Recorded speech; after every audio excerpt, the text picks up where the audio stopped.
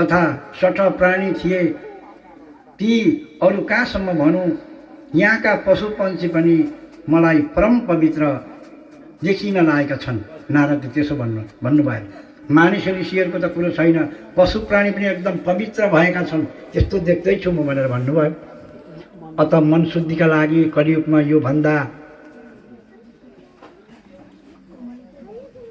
पवित्र अरू कुनै पनि कार्य छैन।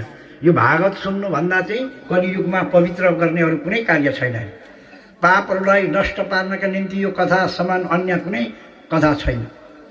अब यहाँहरू कृपा गरेर मलाई यो भन्नुहोस् कि यस कथामा सप्ताह यज्ञमा कुन कुन प्राणी शुद्ध हुन्छन्।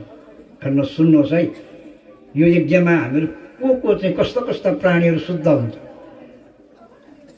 यहाँहरू कृपालु हुनुहुन्छ, अतएव यो लोक परलोक र भगवान हृदयमा राखेर तपाईँ महात्माहरूले अरू कुनै नयाँ बाटो पनि निर्जित गर्नुभएको छ भनेर भन्दाखेरि सनकादि ऋषिहरू छन् नि 4 जना, तिनीहरूलाई सोद्धाखेरि सनकादि मुनिहरूले भने, पापी दुराचारी कस्ता कस्ता मानिस वा प्राणीहरू चाहिँ यहाँबाट छुटकारा हुँदो रहेछन् भने पापी दुराचारी कुमार्गगामी भनेको नराम्रो काम गर्ने, ठुलो रिसा, एकदम रिस छिटो उठ्ने, कोटलिना र मनुष्य पनि जस्तै पापी पनि सप्ताह यज्ञले पवित्र हुन्छ।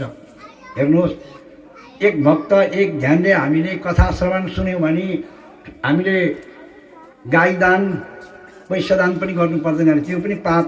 तर भक्ति भावले सुन्नु पर्यो, भगवानको कथा दर्शन गर्नु पर्यो, त्यो सब पाप नष्ट हुन्छ, पवित्र हुन्छ। सप्ताह यज्ञ नै पवित्र हुन्छ। मिथ्याभाषी होइन, त्यसै बित्थामा मिथ्या बोल्ने, पिता मातालाई दुःख दिने, लोभी, धर्मबाट विमुख भएको होइन।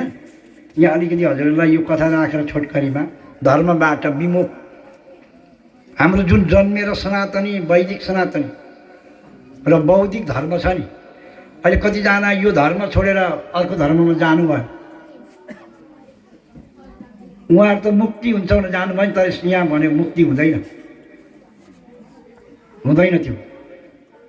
त्यो धर्म मान्नको लागि उहाँको भाषा, उहाँको संस्कृतिमा जन्म हुनुपर्छ। हजुर एकदम जान्नु नै हुन्छ।